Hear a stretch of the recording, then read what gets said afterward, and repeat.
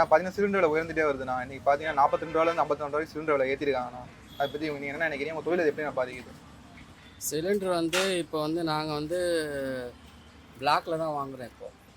இப்போ வந்து ரூ. 1900 இந்த சிலிண்டர் இப்போ வந்து 3500. இப்போ இந்த மாதம் ஒரு ரூ. 50 ஏற்றிருக்காங்க. 3600 சிலிண்டர் விலை ஆயிடுச்சு. இப்படி போனால் நாங்கள் என்னத்த இது பண்ணுறதுன்னு ஒன்றும் புரியல. ஒரு ரூ. 10 ஜாஸ்தியானால் கூட ஏன் விலைவாசி ஏற்றுறீங்கன்னு கேட்குறாங்க. இப்போ நாங்கள் இனி இப்படி தான் போகுதுன்னு தெரியல. சிலிண்டர் இனி எப்போ சரியாகும்னு தெரியல. ஆனால் இப்போ புக் பண்ண சிலிண்டர் வருதாண்ணா? புக் பண்ணால் வரல. இப்போ சரி, புக் பண்ணி எவ்வளோ நாள் ஆச்சுண்ணா? புக் பண்ணோன்னா எப்படின்னா ஒரு வாரம் 2 வாரம் கழிச்சு தான் வருது.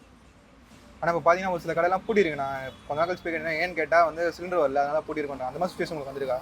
அந்த மாதிரி ஸ்பேஸ்னால் இப்போ நான் பூட்டினேன்னா இப்போ எனக்கு நிறைய பற்றாக்குறைகள் இருக்குதுன்னா நான் எப்படின்னா பிளாக்ல வாங்கி தான் ஆகணும்.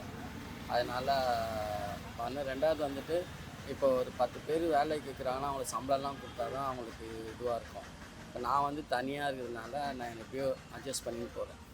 ஆனால் இப்போ கஸ்டமர் சொன்னால் புரிஞ்சுக்கிறாங்கண்ணா அந்த சிலிண்டர்? ஒரு சிலர் புரிஞ்சுக்கிறாங்க, அதெல்லாம் ஒன்றும் சொல்லலை. அப்போ ரொம்ப அதிகமாக ஏற்றினா தான் கேட்குறாங்க. ஒரு 5-10 ஏற்றுனா அவங்க கேட்கறது கிடையாது. ஜனங்களும் புரிஞ்சுக்கிறாங்க, அதனால் ஒன்றும் பிரச்சனை ஒன்றும் இல்லை. ஆனால் சிலிண்டர் தட்டுப்பாடு எப்போ தீரும்னு தெரியாது. ஆனால் கவர்மெண்ட் என்னென்ன சொல்ல நினைக்கிறீங்க? நம்ம கவர்மெண்ட்டை பொறுத்த வரைக்கும் சிலிண்டருக்கும் கவர்மெண்ட்டுக்கும் எந்த ஒரு இதுவும் வரல. அதில் வந்து சென்ட்ரல் கவர்மெண்ட்டோட இது தானே. ஆனால் சென்ட்ரல் மத்திய அரசாங்கம் என்னென்ன சொல்லலாம்? மத்திய சர்க்கார் நினச்சா பண்ணலாம்.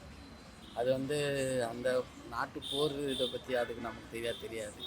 அது சரியாகணும்னு நினைக்கிறேன். சரியாச்சுன்னா நல்லபடியாக எல்லாரும் சிலிண்டரில் எந்த ஒரு இதுவும் பாதிப்பு இல்லாமல் கிடைச்சா சந்தோஷம்தான்.